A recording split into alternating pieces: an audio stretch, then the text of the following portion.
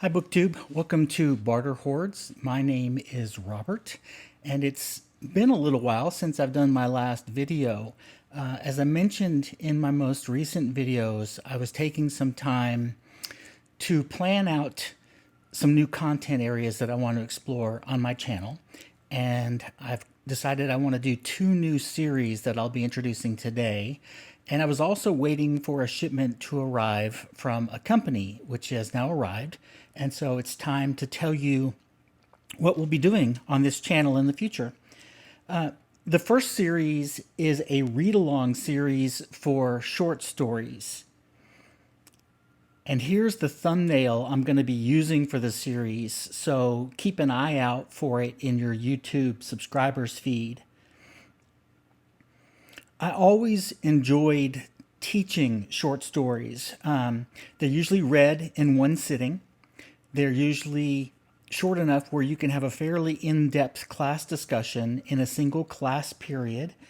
And they often provide really great examples of literary elements that you're trying to teach in the classroom. Plus, I just think they're great fun to read. I've missed reading short fiction on my own since I stopped teaching, and so this is a way of pulling short stories back into my own reading life. And because I'm a fan of lists and series, I developed my own list of 100 short stories. I'm not going to pretend that this is in any way the definitive list of the 100 greatest short stories. I haven't read them all, so there's no way I could know anyway. But it's a pretty good list. A lot of these are taught in high schools and universities. They're anthologized regularly. If you are familiar with the word, the literary canon, they are fairly canonical, although there's some more contemporary stories in here as well. And it's a collection of stories that are almost all available in some form online or through apps like Scribd. So you should be able to find most of them without having to buy too much. I have a bunch of short story collections that I used to teach out of. I have pulled from there. I have some collections of short stories that I have purchased that I'm pulling from as well. But they're all fairly well-known stories. The way it's going to work is that each week we'll read one story together, and then I'll post a review of that story on Wednesday. And I'll be inviting you to take part in a conversation about the story in the comments on that particular video. But I don't want you to think that this is like school. First of all, there's no way to take attendance. I can't give you any quizzes. And the only homework that you'll have, and it's optional, is whether you choose to read the story or not before I post my video. Or if you want to, you can always watch the video later if you don't have a chance to read the story right now. The one thing I do want to caution everybody about is that these videos will not be spoiler-free. There's no way to have a real discussion of a story and be spoiler-free. So the videos will assume that you've read the story before you start watching the video. So you can always delay watching the video if you haven't read it yet.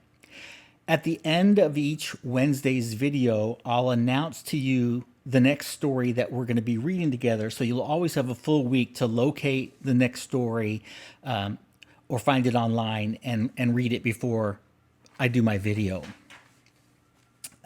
If for any reason I need to change the weekly schedule, let's say, for example, that we're able to travel again safely and I go somewhere, which seems so foreign to me right now, I'll try to announce those changes in advance so everybody can adjust.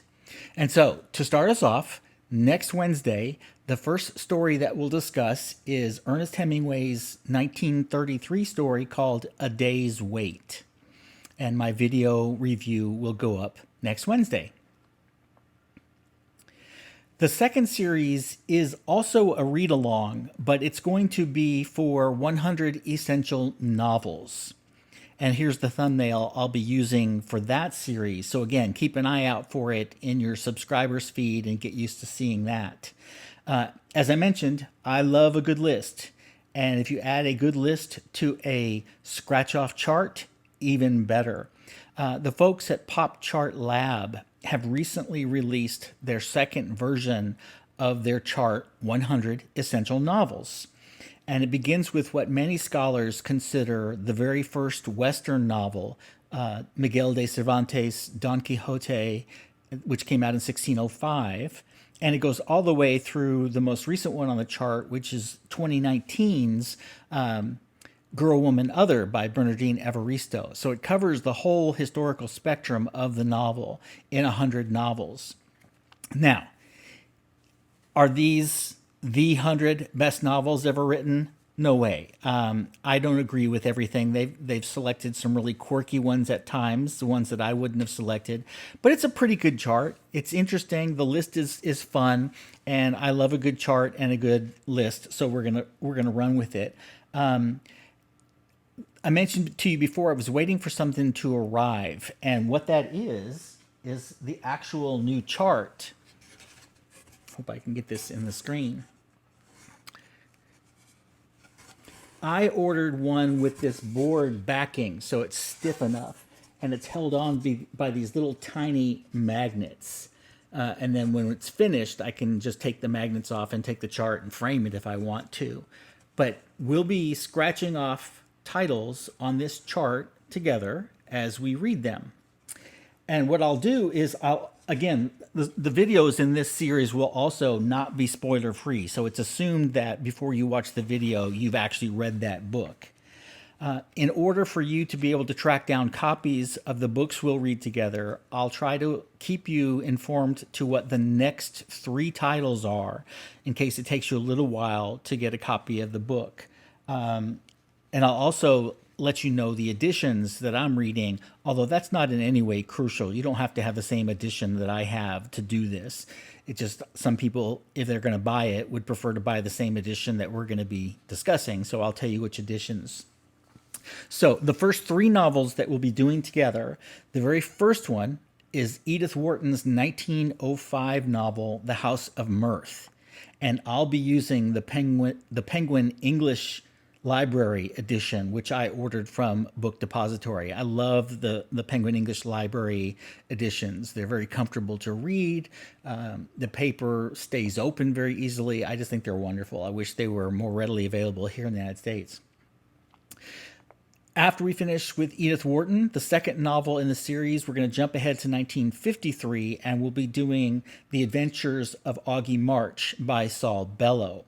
And for that one, I have the Penguin Classics edition, the one with the black spine. And up third is what most scholars consider the very first American novel, Herman Melville's 1851 book, Moby Dick.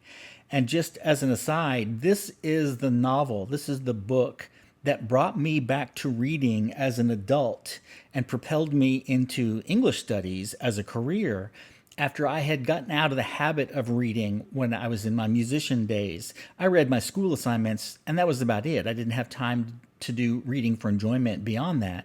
But I picked up the old Easton Press leather-bound edition of Moby Dick, which was the first one they used to send in the series, and just fell in love with reading again. Not necessarily because of Moby Dick, but that just happened to be the one that I got first.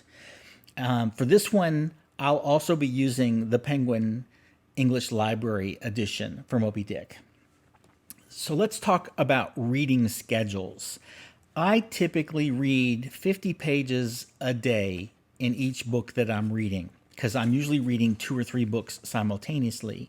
And so I'll adopt that time frame for the novels that we read together too, 50 pages a day. My edition of The House of Mirth has 382 or 383 pages. So we'll just round it off to 400 pages. So that's 8 days worth of reading. Now I'll add 3 days for people who need to catch up. Could even be me needing to catch up, and also time to think and plan and shoot a video. So for this first novel, we'll have an 11-day window for you to read the book. I will post, since today is Wednesday the 4th, I will post my video for The House of Mirth on August the 15th. I hope that this content is something that you will enjoy and that you'll read along with me. You're not required to read every book with me, of course. There's no one gonna to know but you. But I invite as many people who want to read along to join in the conversation. Once I post my video, I'm not gonna try to direct the conversation in certain directions. I'll let you all take the conversation any way you want, and I'll just respond when I feel like I need to respond. But I want this to be as much about your reading experience as it is about mine. I've been wanting to get back to classics. I haven't read them in a while, and I've been missing short stories. So these two series will be a way of working that kind of reading back into my reading that I do on a regular basis for the BookTube Prize. And I hope you'll read along with me for any or all of the selections that interest you. So I'll be back next Wednesday with my first episode in the short story series, and then on the 15th with my first video in the Essential Novels series. Until then, happy reading, everybody.